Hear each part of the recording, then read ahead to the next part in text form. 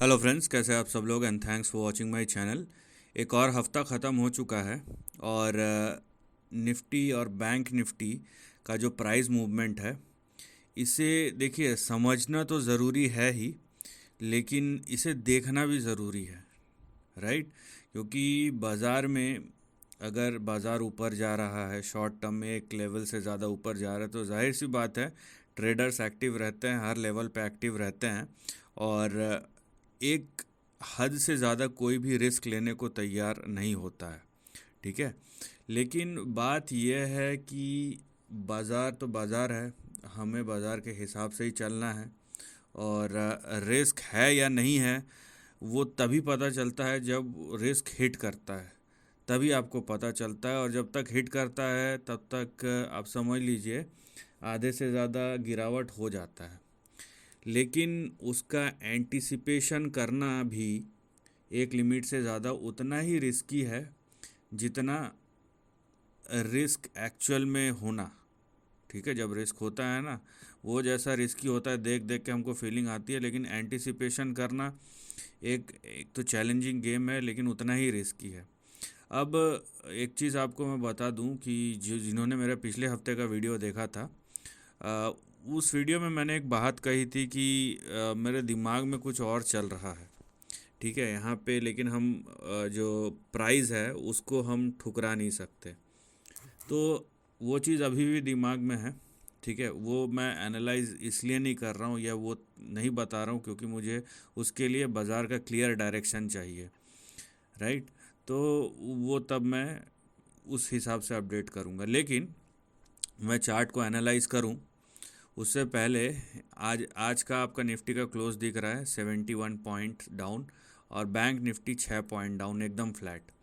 अब एक बात आप ध्यान रखिए या याद रखिए, जो पिछले 5-6 साल या 7-8 साल से हैं बाज़ार में, कम से कम 5 साल से हैं, तो 5 साल पहले निफ्टी 10,000 से एक बार 2020 में 8,000 का भी यहाँ पे देखिए लो लगाया था। अब एक बात आप याद रखिए कि 70 पॉइंट 8,000 के लेवल पे या 10,000 के लेवल पे दूसरा इम्पैक्ट है, और 70 पॉइंट आज के डेट पे कुछ भी नहीं है। इनफैक्ट कुछ भी नहीं है, इंट्राडे का ये 5 मिनट की वोलेटिलिटी है जो आपको दिखाई दी है, और ये इसको हम कंसोलिडेशन बोलेंगे, गिरावट नहीं बोलेंगे। आप समझिए कि जब इंडेक्स बड़ा होते रहता है, 1 लाख का 1% कितना होता है, 1,000 पॉइंट। वहीं 100 का 1% कितना होता है, 1 पॉइंट। तो क्या मतलब 1,000 पॉइंट बड़ा हो गया? ये तो वही बात हो गई कि 1 किलो लोहे का वज़न और 1 किलो रुई का वज़न, दोनों में से कौन सा भारी है? तो आप बोलेंगे 1 किलो लोहे का, तो आप समझ लीजिए फिर उसका लॉजिक क्या बनता है। एनीवेज, मैं इस पे थोड़ा ज़्यादा फोकस कर रहा हूँ क्योंकि मैं आपको कुछ समझाना चाहता हूँ, दिखाना चाहता हूँ। चार्ट तो चलिए एक बात है, निफ्टी का अगर आप चार्ट देखेंगे, अभी ये 1 दिन का है, ये आप 5 दिन का देखिए। 5 दिन में निफ्टी ने -48 पॉइंट्स, मतलब एकदम फ्लैट था। अगर मैं 1 महीने का निफ्टी का परफॉर्मेंस देखता हूँ तो 1.36% या 248 पॉइंट का। मैं अगर निफ्टी का 6 महीने का मूवमेंट देखता हूँ तो देखिए 66 पॉइंट जो भी था, मतलब 6 महीने पहले का जो भाव था और आज का जो क्लोज़ है, वहाँ से अभी तक खाली 66 पॉइंट का मूवमेंट हुआ है।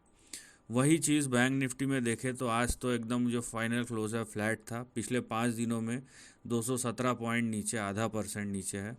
1 महीने में देखिए 1.52%, 1.5% ऊपर है, 650 पॉइंट।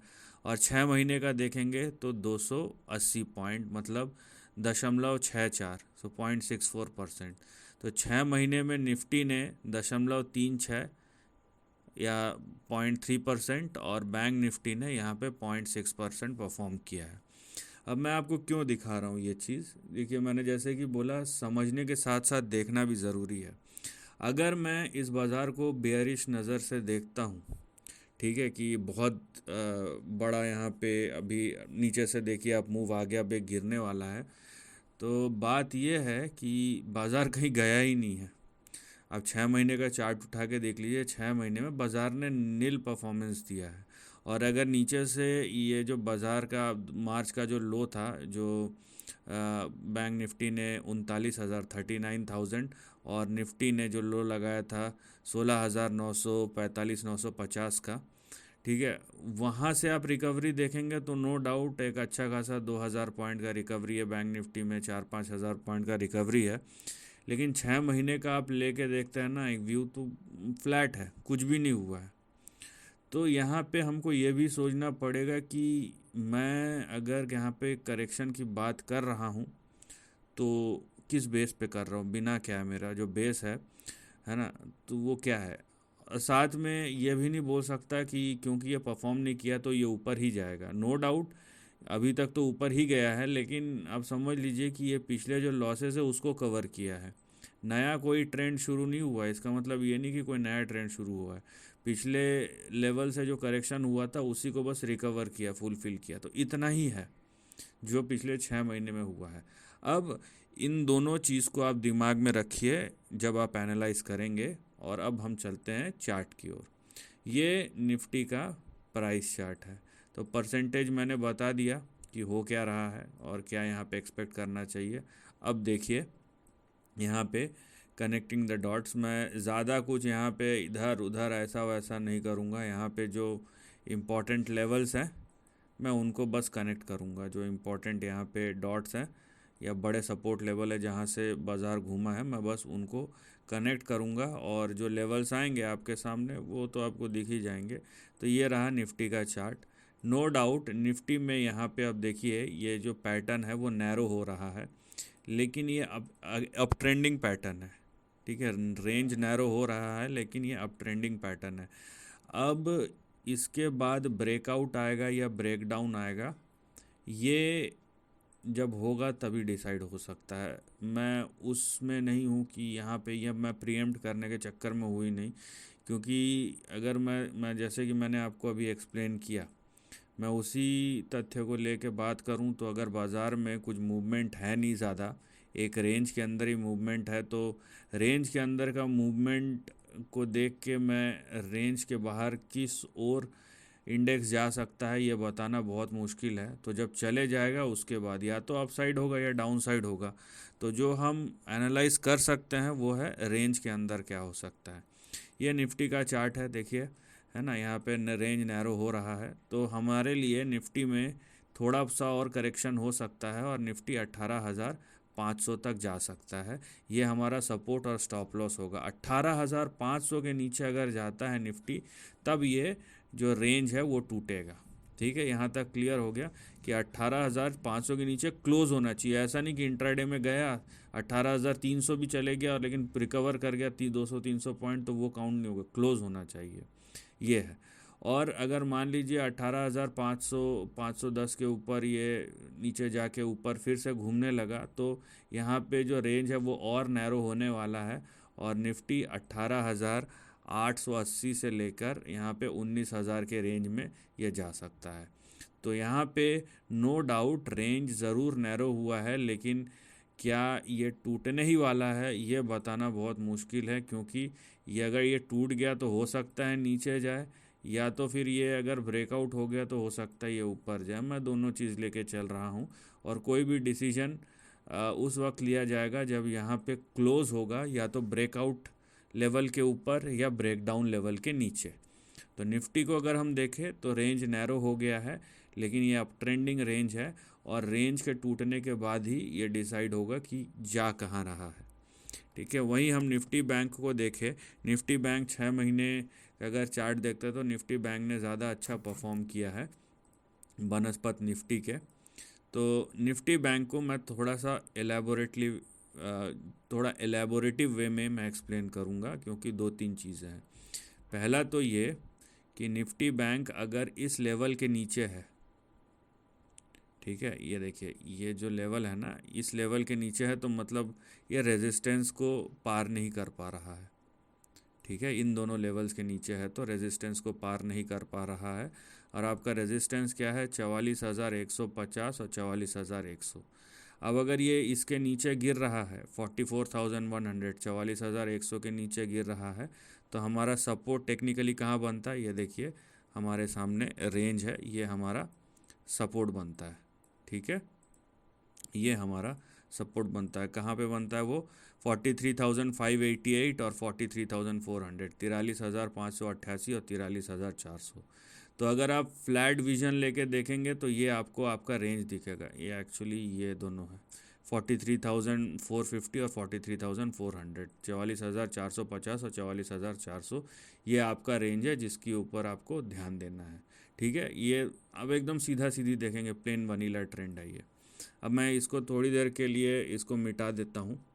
ठीक है, आप थोड़ा सा वीडियो को पीछा करके आप देख सकते हैं इसको। अब इसको हम दूसरी तरीके से देखते हैं। इसको अगर आप थोड़ा सा अपना नज़र बदल के देखेंगे तो यहाँ पे आपको इस तरीके का कुछ दिखाई देगा। ठीक है, ये देखिए आप चार्ट, इस तरीके का कुछ दिखाई देगा और आपको दिखाई देगा कि बैंक निफ्टी भी जो है यहाँ पे देखिए एक रेंज के अंदर ट्रेड कर रहा है और बैंक निफ्टी अपने सपोर्ट के आसपास है। कहाँ है वो सपोर्ट? 43,950 940 के बीच में, 10 पॉइंट इधर उधर लेके। ठीक है, 43,940 950 के बीच में। और अगर यहाँ पे सपोर्ट ले जाता है तो बैंक निफ्टी 44,800 से लेके 45,050 तक जा सकता है, 44,800 से लेके 45,050। अगर यहाँ पे बैंक निफ्टी 43,940 के नीचे जाता है तो यहाँ पे आप देखिए जो अगला यहाँ पे सपोर्ट होगा या अगला जो टारगेट होगा बैंक निफ्टी का या निफ्टी बैंक का, वो होगा 43,460, 43,460 और 43,400 पे। तो यहाँ पे दोनों में, चाहे वो निफ्टी हो या बैंक निफ्टी हो, दोनों में एक चीज़ कॉमन है, वो ये है कि रेंज नैरो हो रहा है। इसमें कोई दो राय वाली बात नहीं है, लेकिन साथ ही में जो रेंज है वो अप ट्रेंडिंग है।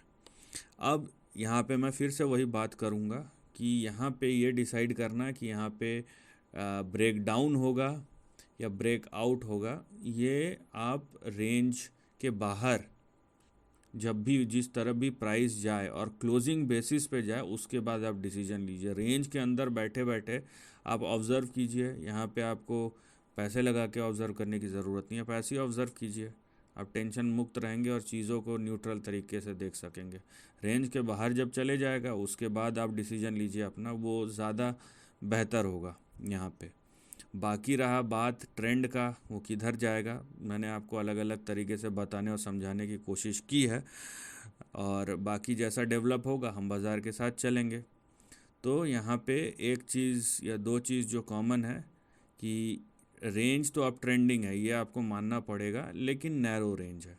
ठीक है, और नैरो रेंज वो जब ब्रेकआउट देगा जैसे कि मैंने कहा, तब हम डिसीजन लेंगे उस पर।